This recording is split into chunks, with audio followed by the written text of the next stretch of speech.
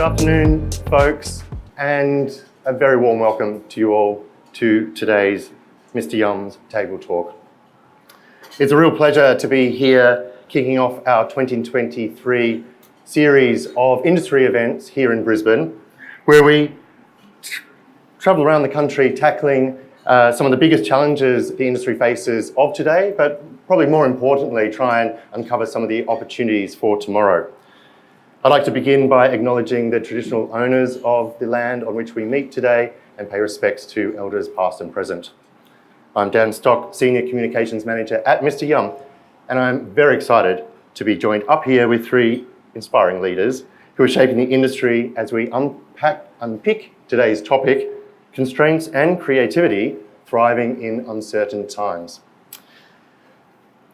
To my left here, we have the champion of pubs and the voice for publicans across the state, CEO of the Queensland Hotels Association, Hogan, head sommelier at one of Brisbane's hottest restaurants, Agnes, Lilly, Heenan, and author, presenter, chef, owner of Billykart Kitchen, and a very old friend and ex-colleague of mine, Donoghue. Please put your hands together and welcome today's panellists.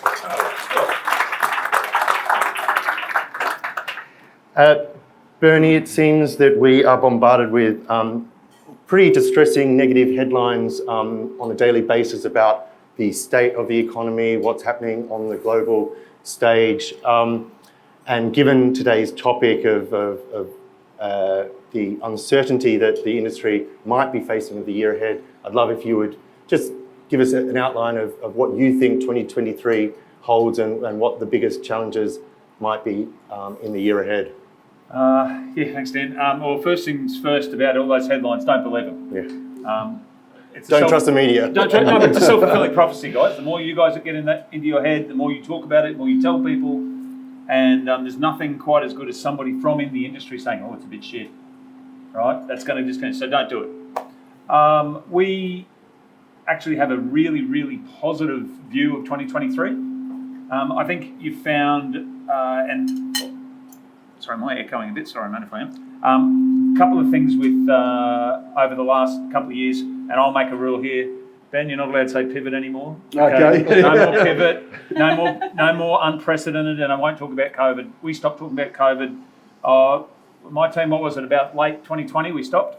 Okay, we've got to look forward, and that's why 2023 I think is actually a really positive year. You'll have noticed all the way through pandemics, as we've gone through, people were ahead of government. What we wanted, where we wanted to go to, we were ahead of government. We're already ahead of government. People's view is, look at how many people are travelling. People are going out, they're voting with their feet. So I actually am really positive about it. Inflation will come off, it already is. They're talking about interest rates being terrible. Well, let's be fair. They haven't even got to historical averages. Historical average is about 7%. We're okay. Stop telling us we're not. Yeah. We're okay. So I think it's a positive thing. And they go, oh, it's all coming off. It's February.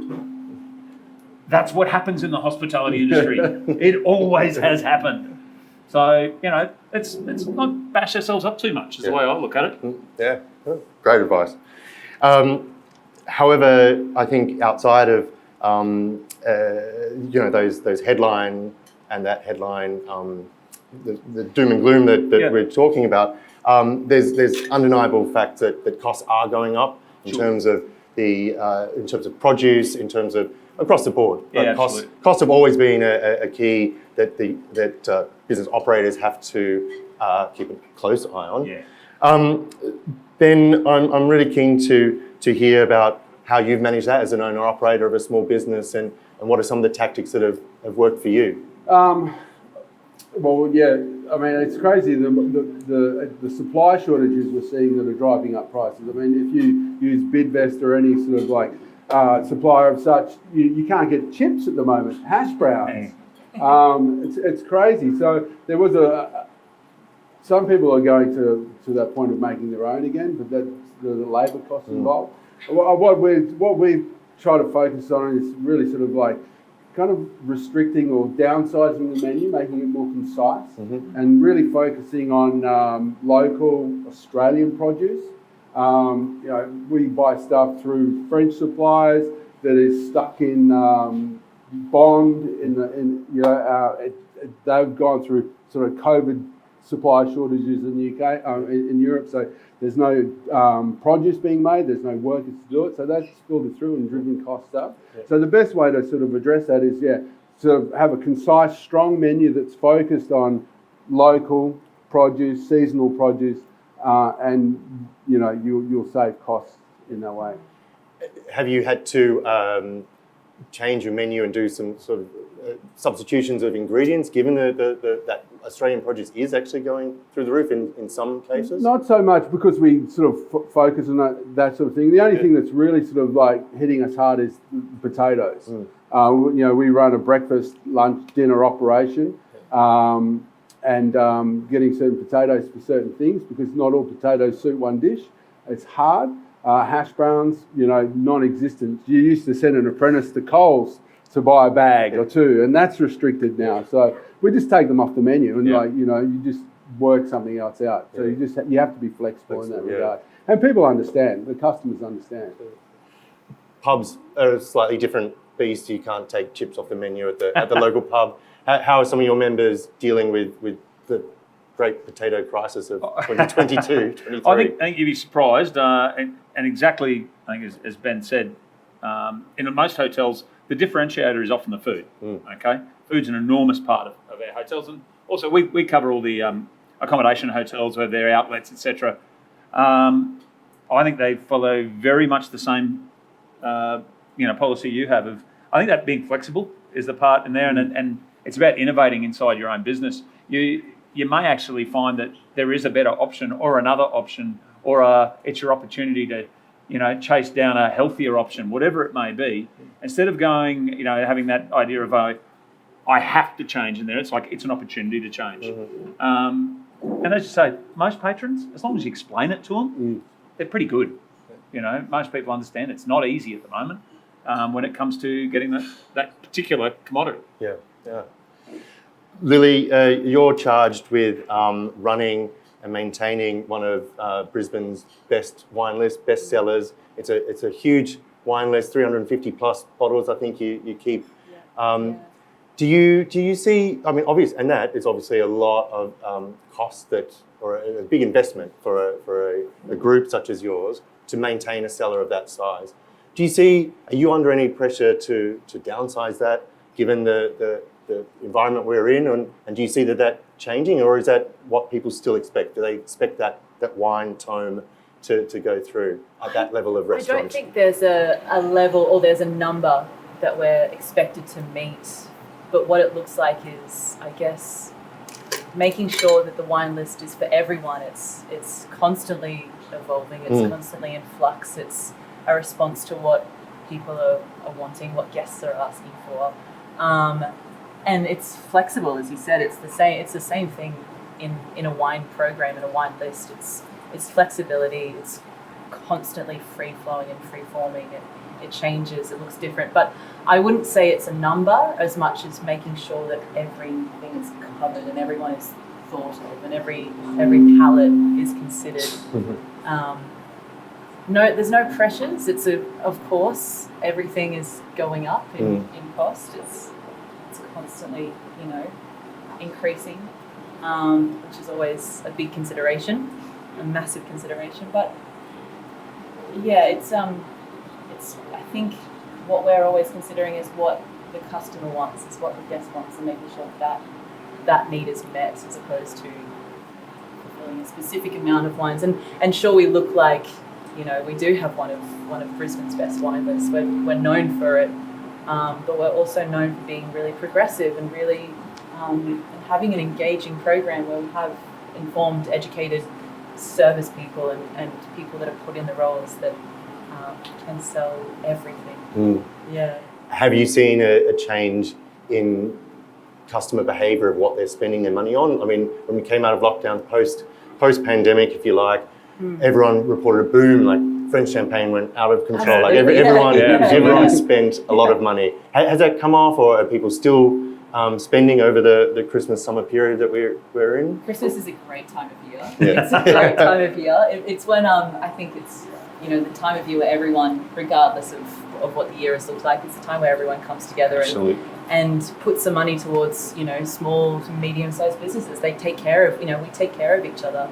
But it's a really fantastic time of year because people do spend. There is the money there, but and then we start in January and February, and we go back through a lull. It goes into a softer period. So then it's a reconsideration of where the money goes, how we think about what that list looks like, where the money goes towards the wine, and it's in constant flux. It shifts all the time. Pre-Christmas, no real evidence of people tightening belts across the board. And anyone have experience of that, or not yet? No. Opposite. Yeah. I'd say the exact opposite. Yeah. One end of the state to the other. Yeah. Yeah. No indication at all. It's amazing, isn't it? That really does go against. Again, we get to the headlines. Goes against that sort of accepted wisdom that, which then brings me to perhaps the Reserve Bank hiking again in a couple of weeks because people are still spending. That hangover is yet to hit. You don't believe it's on the way. Reserve banks overshoot, always have. They do it across the world, and they're doing it at the moment all across the world. Yeah. So, they probably will overshoot.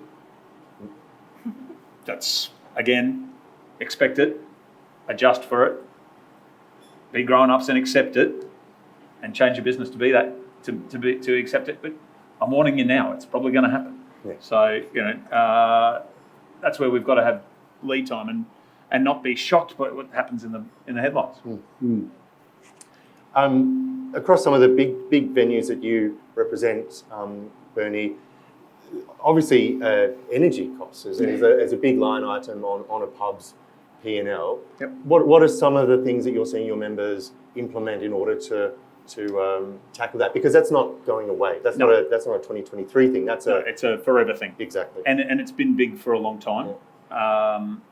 We've found, and so we've been looking at two things basically. Energy and insurance have been an increasingly large part of everybody's expenses forever, but really we've noticed it in the last 5 years. It's just ramped up quite considerably.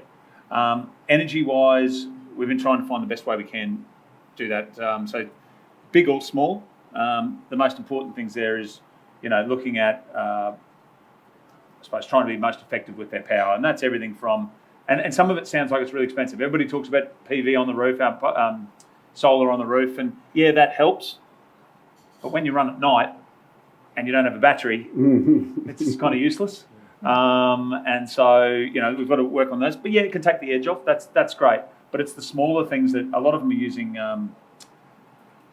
basically Paul, I'm going to forget the word. It's a capacitor that it actually, because when you have turn on your fridge, it spikes. Power spikes up here and drops and goes like this whenever you need it. You pay your power bill at that top spike for the whole quarter, correct?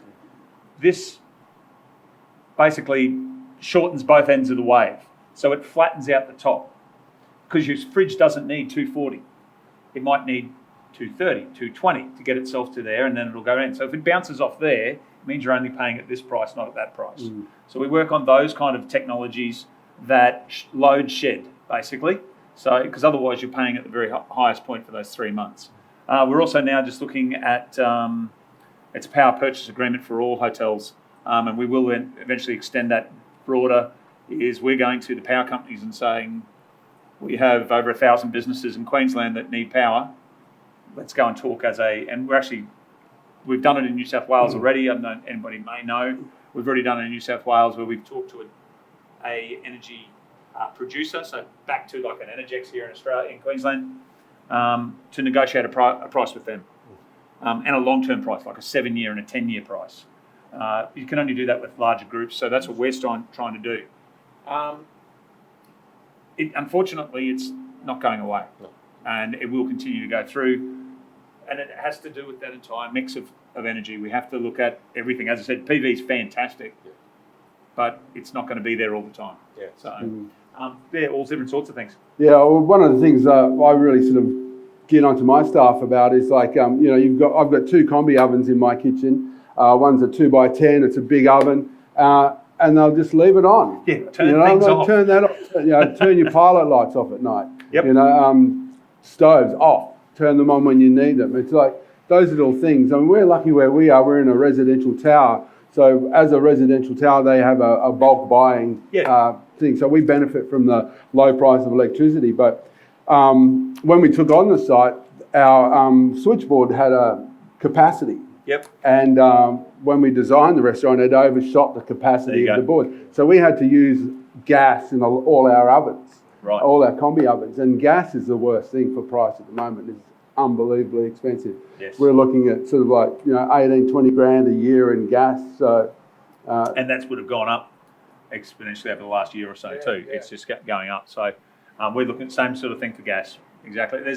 There's a real push on from the federal government. I've heard talking about trying to encourage people to go from gas back to electric. Yeah. But that's an expensive thing for you guys to do as well. Yeah, they're talking about that for like 2030, 35 or something like that. And this happened in the UK. There was a big movement to sort of like green restaurants. A few of my friends in the UK, Arthur Potts Dawson was involved in setting them up. And they all went induction. I mean, it's the most efficient way to cook. It's 10% less loss of power. I think wood is probably the most. I say we don't have any of these issues. I know. You got it wrong. But in terms of energy wastage, there's more waste in burning wood than there is in gas. But it's obviously cheaper because you're buying wood. But eventually, the wood supplies are going to dwindle. Yes. If everyone starts doing wood-fired ovens or stoves and stuff like that, it becomes a difficult proposition. Yeah. I heard on the radio in Tasmania there's a big thing about people stealing wood from national forests and then selling it to restaurants. So they're cracking down on that. Yeah. So it's something to consider in the long term. But I think electric is the way to go. If you're setting up a new restaurant, go induction. Yeah, right. Yeah. Does anyone know if there are sort of government programs or grants in order to sort of retrofit? Not yet. No. Not yet. Not yet? Not yet. There's talk of it, but it's an extraordinarily expensive thing to do. Yes. You're talking, I don't know, I think it's close on 30,000 outlets, we've got restaurants, hotels, pubs, clubs, casinos, resorts, blah, blah, blah, blah, blah, blah, blah. 30,000, it's pretty expensive. Yeah. So. One for the wish list. Correct. Wishing another on the wish list is more staff to fill the jobs that everyone has. Like staffing is an issue globally in hospitality around the country and also here in Queensland. I'll start with you, Ben. How have you dealt with that staff shortage? How do you retain and attract people to your business, and how have you built the culture? I think basically treating people with respect and kindness and paying them what they're worth. I think that's where you need to start. To attract chefs now, of calibre, you're looking at chef de partie minimum $70,000. I mean, I think the price has come back a little bit in the market, but just coming out of the C word, salaries peaked. They were like massive. And if you advertise for a chef de partie at 60, 65, tumbleweed, you wouldn't get anything. It'll come back a bit, but that's one way is like remuneration, good benefits. I think putting people on a 38-hour week strictly is a must, not overworking people. You get the best out of them, managing people's time in terms of, them producing and being of value within that time, to your business, getting the most out of them. And managing that well. If I had loads and loads of money as an operator, giving people experiences, like when we worked together at the River Cafe, me and Dan worked there back in the 2000s or 90s even. For 2 weeks of the year, they would take 50% of the staff to Italy for a week and then rotate, and the other people would go to Italy for a week. And you would go and eat in restaurants, source the olive oil for the new season, go to vineyards that we sold the wine within the restaurant from, so Ezio Elena, Salvapiana, Fontodi, all these fantastic wineries. And you'd sit down, you'd have 3 dinners a day, it was That's how you retain staff. I mean, I went back to the River Cafe's 30th birthday, and there were people still working there, kitchen hands, from when I worked there, 15, 20 years later. I mean, that's phenomenal. And they didn't really pay amazingly. When I started working there, I was on £900 a month. It went up. But it's about imbibing in people sort of like, those experiences, giving them good working conditions, treating them with respect. And within some businesses, not all businesses can offer that, but some way to grow. Yes. Yeah, absolutely. And growing in education. And Lily, you mentioned, you're part of the remit with such a big seller is selling it to consumers who might not know anything about Italian wine, which the list is predominantly, if not exclusively, if I'm not. It's not. No. We have another venue called Bianca, which is exclusively Italian. We have a little bit more fun. Great. A lot more fun. But selling it means that you need to have staff who are able to do that, who have the knowledge. How has it been for you to staff your team and to get people with knowledge, or if they don't have the knowledge, the thirst to learn? I think on the back end of what you said, it's not just, it's treating everyone with respect, but also giving them a reason to come to work every day. It's educating them and instilling purpose and value in each of your staff. And if they are curious or thoughtful about what they're doing, then work with that. Give them more reason to stay. Because that's staff retention. That's how you keep them around, is you give them a reason and a purpose to be there. So we've put lots of energy into our wine program. We've put lots of energy into the staff that we employ for the wine program. We've hired a wine educator or a wine trainer with the exclusive job title and job role of training new entry-level staff or anyone that's interested in furthering their position in the industry. We're creating jobs we're creating wine jobs for people because there is a staff shortage. There's not enough staff, especially in the post-pandemic, dare I say it, the post-pandemic world. Less people are available. They're less accessible. So instead of trying to source them, you can just upskill. You can just work with the stuff that you have that is so, encourage them to stay. Stick around. Yeah, absolutely. Education and treating people with respect is one way to build a workforce that has a more sustainable, a workforce that has longevity to it. Yeah. Bernie, what can we do to encourage a more diverse workforce, like older workers, young parents? How do we look at expanding the pool of potential employees? Sure. Well, firstly, I want to go and work for one of these two. How good are they going? But before I leave that, there's also those experiences. Whilst we all can't go to Italy, make sure that you scale it. Think about it. I know I try to do it with our team. Is we're going to try and get those experiences locally, what it may be, and go to Agnes. Even if you're only taking one person with you, it's one extra idea. We do a lot of that. I'm trying to just expand people's exposure more than anything else. The good, the bad, and the ugly. Go and see why it is that way. So it's important that you do it. Diversity in the workplace. Really simply, two things on that. One is we've been overly reliant on backpackers. They are coming back. North Queensland, it was in September last year. Takes a while for us to see it here in the large population centres, but it's starting to come back. We were talking about it before, Ben. I'm definitely seeing it. More people are travelling. That's what we got back to before. More are travelling, therefore more people are available. That's a good thing. Diversity in the workforce. It's something you've got to make it as it's a real cognizant choice of actually going, we are going to be better at employing people with a disability, employing, anybody from whatever cohort you want to choose, be good at it. Maybe it's only one that you want to really push, go for it. Go and be good at one thing and get that started. The other part is being a little bit flexible, and that's that treating people with respect side. And what we're seeing is, you're going to have some people who are probably once worked in the industry and then probably not as confident about coming back. Maybe, I've gone and, I'm a glorified bartender. One day I decide I may want to go back to it, but I haven't really worked a heavy Friday night shift in 20 years.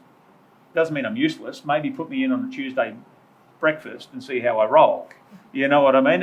That's important about being smart about how we're reintroducing these people, and set out it's the family friendly shift, the 9 till 2, all that sort of stuff. It's working. It's seeing it, and we're seeing more and more of it. So a little bit of flexibility, and then a real concerted effort, actually making that be your reason to get up in the morning. Say, this is what I'm going to do. I'm going to be better at it. Because unfortunately, if you keep on employing yourself, all of your strengths are not amplified, and all your weaknesses are. Okay, and if you look around your workforce, you probably see a lot of yourself. So have a big think about that one. Yeah, good point. Moving on to the cost equation of how we're pricing our menus and what consumers are willing to pay. Over in New Zealand, a big cafe group has started charging $8.50 for a flat white, because that's the actual true cost of a coffee. Ben, is the consumer ready? Are your customers ready to swallow a $8.50 flat white? And even if they should? It'd have to be the best flat white in the world. It's a conundrum, really. I was looking through some old menus. I was cleaning out some stuff in the shed and found all these old menus from when I was in the UK, and ones from Sydney. And really the prices, we're talking about 25-year-old menus, aren't that dissimilar to what we are now. Entrees at like mid-20s, early mid-20s, main courses mid-30s to mid-40s. I mean, that's like 20 years ago. So prices haven't really increased that much. I mean, I go back to the River Cafe. If you were to go and have a main course there now, it would cost you $120 Australian. It's like $45, $50 for a main course. I don't think the public are ready to swallow that. It's difficult. And I think what you need as an industry is you need everyone to move together. And the trouble is we don't. We undercut each other to take other people's business. So that's the mindset. Yeah. You know, you've got to operate, a cafe opens up down the road.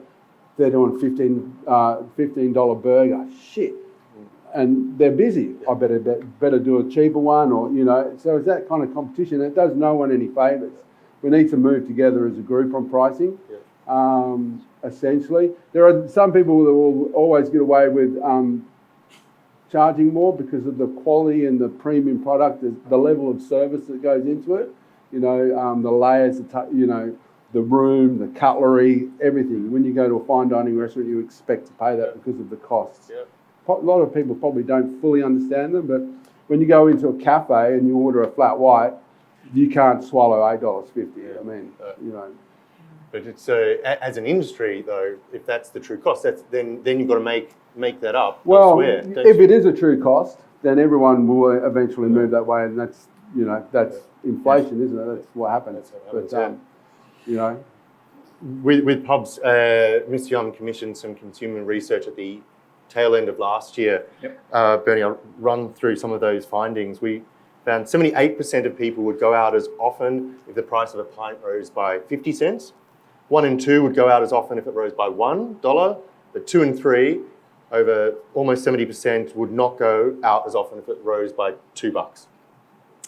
2 and 3, same amount, say they wouldn't go to the pub as often if the total meal for 2 increased by $10. Is that what you're sort of seeing anecdotally from your members? Are they seeing that the consumer is a tiny bit price elastic, but really pricing is still the main driver of visitation? Well, the first two are lying. They'll go anyway. 50 cents people wouldn't know. Yeah. Right? The question missed one thing. How long are you going to stay away for? Yeah. Right? Every publican will tell you, raise the price of beer, everybody complains, there'll be 3 blokes at the end of the bar who said, I'm never coming back. Right? They're back inside of 3 weeks. Yeah. Okay? Because you're not going there, exactly as Ben said, you're not going for the price of the beer, right? You're going there because you run into your mates, you play darts, you talk to people, you put a bet on the horses, you run into your next love of your life, right? That is why you go. Yeah. That's why I go to dinner. I want to be entertained by the food, by the place, by the whatever it is. You're not going there. I can cook. You don't go there because I don't want to cook. You go there to be entertained. So it's a cognizant choice. So that's where I think, yes, you're probably right. Yeah. There is a bit of price elasticity. If you turn around and, don't get me wrong, if you put $5 on the price of a schooner, people get upset, all right? It has to be, and I have paid extraordinary amounts of money for schooners, but it's in a place like Kununurra, you know, where it costs a hell of a lot to get it there. Yeah. And it's warm and not very nice, but that's okay. You know, you understand why you're doing that. Yeah. I think price elasticity is something. It's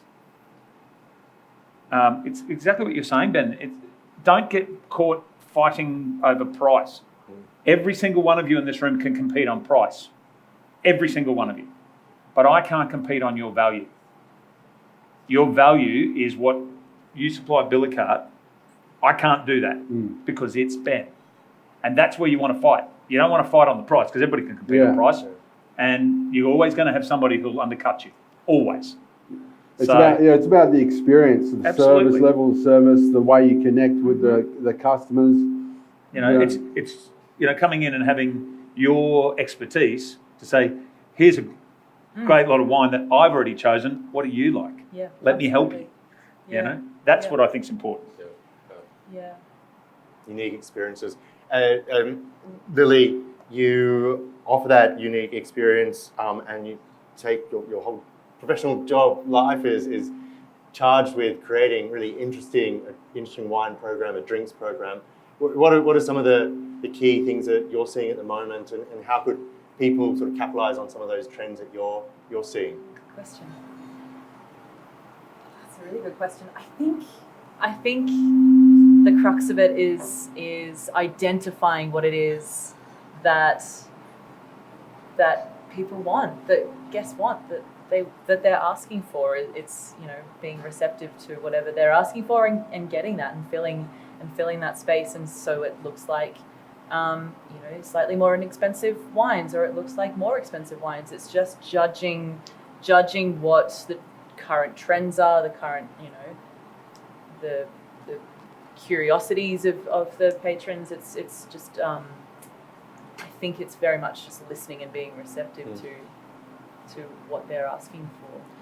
What's the next rosé then? Yeah. What comes next? Yeah. And then it's, what rosé do you have that isn't in the $300, $400 price point? What you have to meet the demands of every single person that walks through the doors.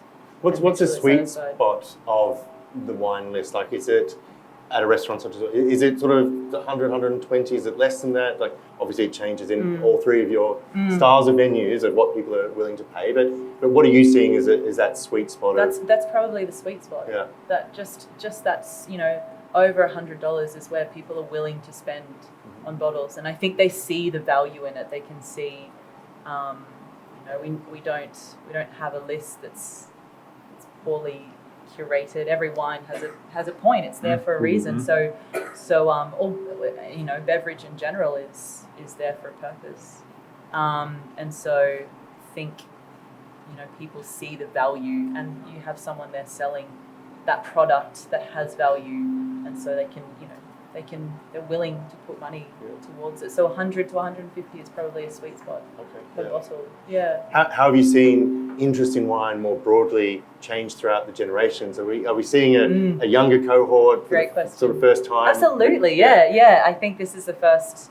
This is maybe the new generation, and I can probably speak for that next generation of both industry workers and consumers. We're youthful. We're drinking wine at age 21. We didn't do that when I didn't do that when I was 21. I wasn't drinking, beautiful skin contact wines. But I think that's, there's a real shift towards that younger generation of enjoying food and beverage, as well as an interest in other demographics. Everyone's really curious at the moment. Maybe that's in response to the last couple of years post pandemic is there's a curiosity amongst drinkers, and you can even the ones that aren't very curious, you can kind of just shift them in a direction where they're excited to drink something, and then it just it interest and more curiosity. Yeah. But yeah, there's a shift towards the younger, definitely a shift towards the younger generation of And what are they consumers. drinking? Is it all sort of like natural and pet nats and stuff like that? I think, yeah, that's definitely where people start, right? That's the and that's fun. The lo-fi minimal intervention wines are the fun wines to sell because they're thoughtfully produced. Some aren't great, but they're thoughtfully and sustainably, in most cases, sustainably made, which is kind of what what my generation and the generation just before me are interested in. It's a response to a change in climate. It's a response to sustainability in action. So I think people are well researched in their decisions of what they're consuming. But yes, absolutely, the fun wines. Yeah. For sure. Are you starting to see slightly older generation customers starting to get interested in those lo-fi wines now? Yeah, if they're being absolutely. guided to good ones, not And terrible ones. I think that's a really important thing. I think having someone, you can have a wine list and it can have, a little organic symbol or a little biodynamic symbol or minimally intervened symbol. But without a person there dedicated and committed to selling that and explaining what that looks like, what that represents, I don't think it moves or holds the same weight. But when you have someone that is there to really inform those decisions or explain what it is that stands for and that means, then people are really interested, and then it, So yes, all demographics are really curious. Still have very old palates, lots of Marlborough Sauvignon Blanc out, but Sure. that'll be forever. Ben, we touched on before, yes, you've been working in the industry for probably more years than you'd care to remember. I was wondering where he was going with that. But what are some of the biggest changes, some of the biggest positive changes you've seen in the industry over that time? I think very much the focus on artisan produce. I think picking on what Lilly said about the environmental concerns that people have now. So a real focus on sort of like low carbon footprint, organics, that sort of stuff has really come to the fore. It's been developing. Slow food. You don't hear much about slow food anymore, but that's all tied up in it, I think. The biggest change I've seen in the industry is really social media, marketing and stuff like that. It's you cannot exist as a restaurant now without a strong social media platform, be it from a wine front, food front. I mean, gives me the heebie-jeebies. I take photographs of food and look at it. Oh, don't know about that. Should I post it? I bet you post it. People go, oh, that's so nice. To avoid that sort of self-doubt, it's great to employ people to do the social media so they're objective about it.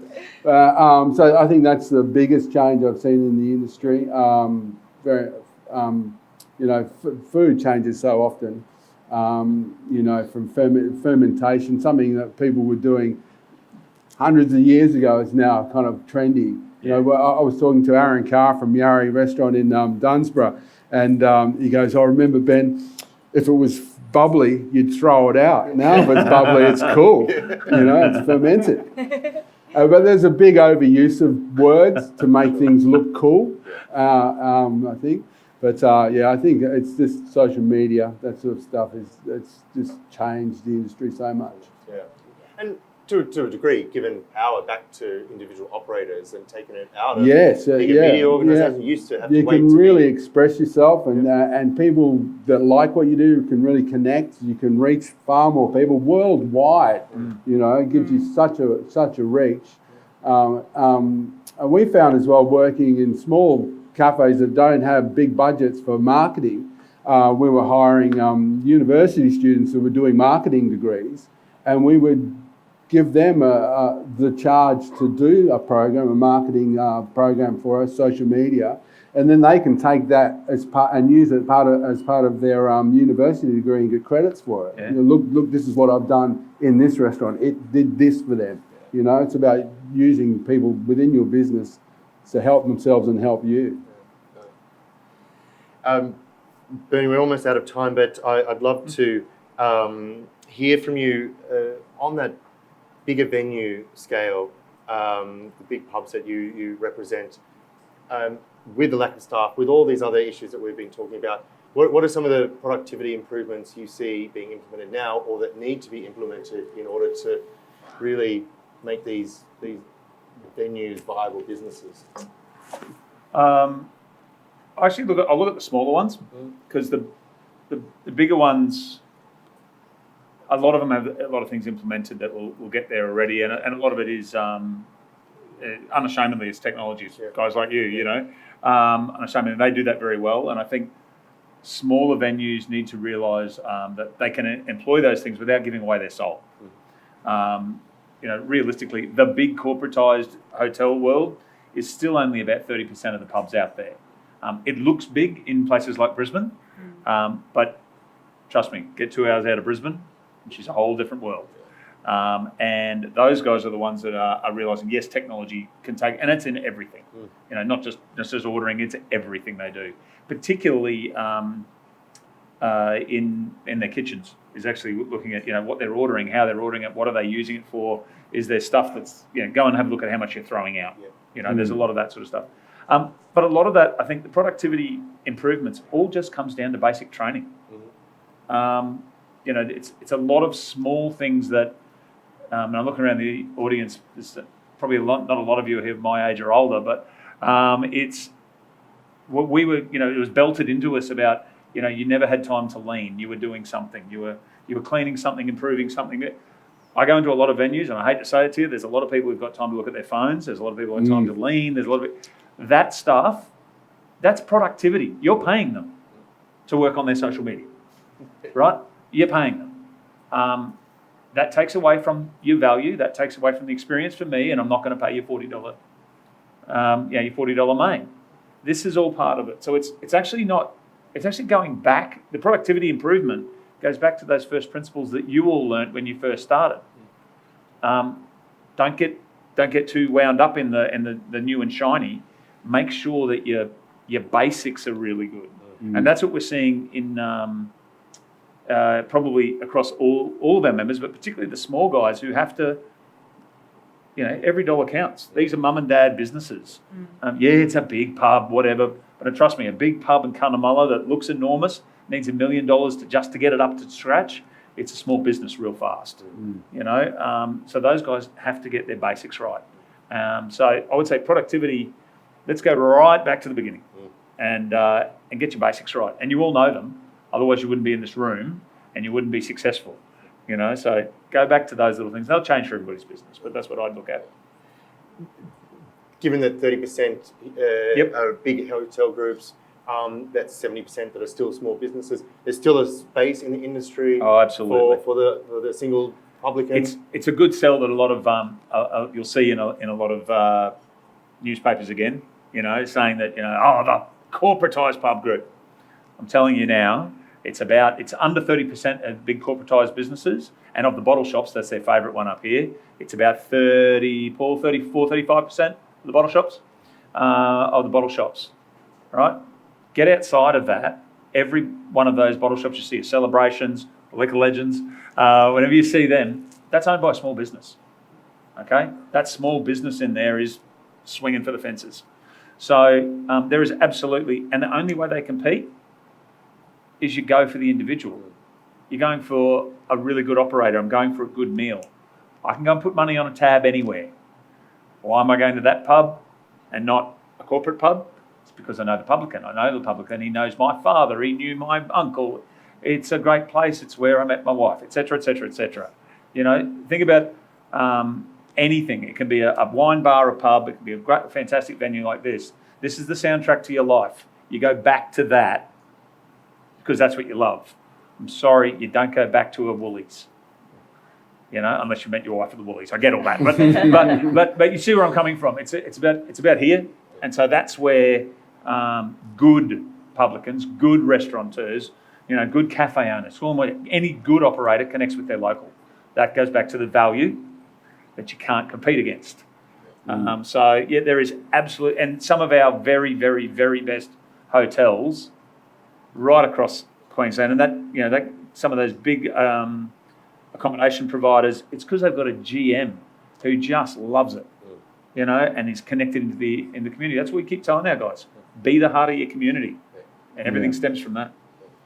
Great advice. We will have to finish now, but I will ask all of you just one final question. Dream big, dream as big as you like. What would you ask of the government at any level to do that would help the industry over the years ahead? I think my ask would be to have them, one, look at incentivising the employment of apprentices and training of apprentices, and two, is review what they do in terms of training apprentices, because I don't think the current RTO system is really working for our industry.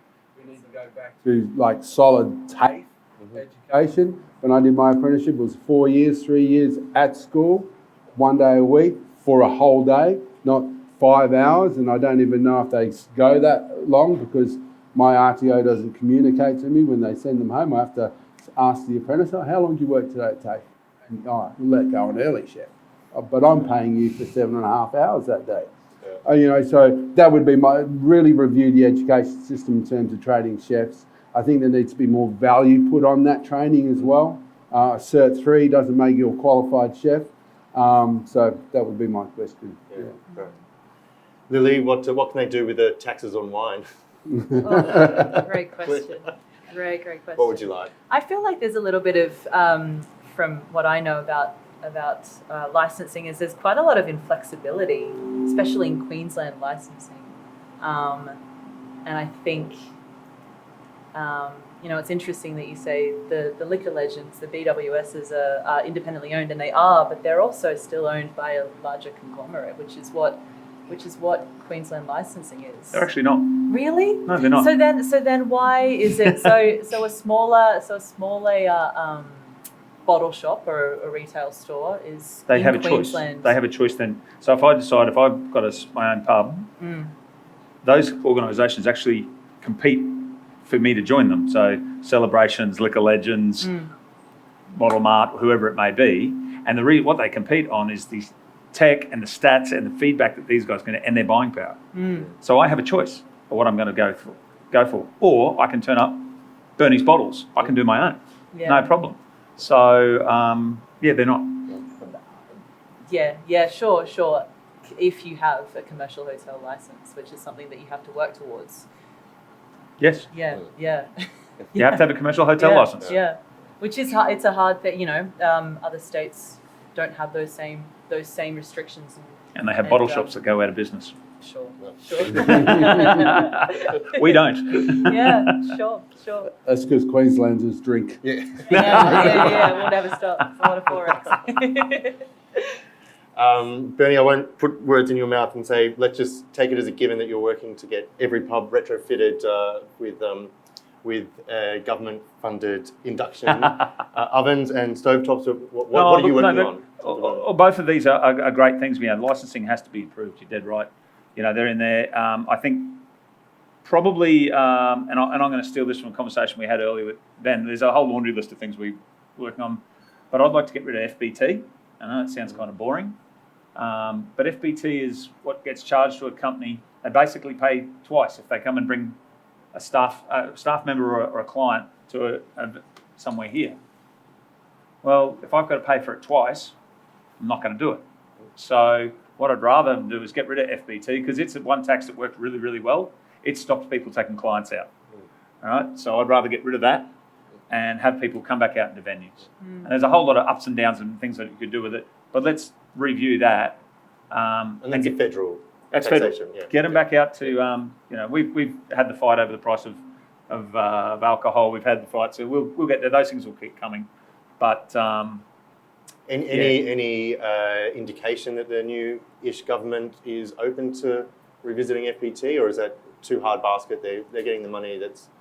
It's the stupid thing is they're actually getting less and less money. It actually is stupid that they've done.